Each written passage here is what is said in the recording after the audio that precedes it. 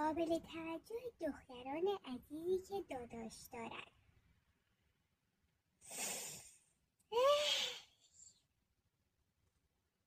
دوستان، شما هم داداشتون از ایناییه که یهو میاد آقا شما کاری به کارش نداشتین، آقا نشستین دارین کارتون رو میکنین، دارین گوهتون رو میخورین، نشستین یهو میاد یه کفگرگی میزنه تو کلتون.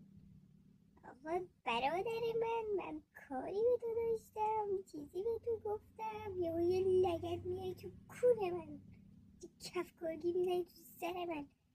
یعنی چی برادر من؟ خجالت بکش، از سنت خجالت بکش. یعنی چی؟ من نصف تو هم نیستم آقا، قد من نهایت 1.60، از اون قد دیلاقت خجالت بکش تو برابر من، زشته به خدا. یعنی چی؟ بعدشم من آدمیم که خیلی آرومم، کاری به کار داداشم ندارم اصلا.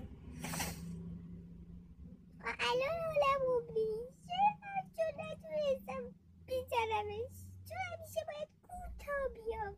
چرا؟ چون من بزرگترم و بعد اون قد دیلاقش از من بیشتره. این خواهی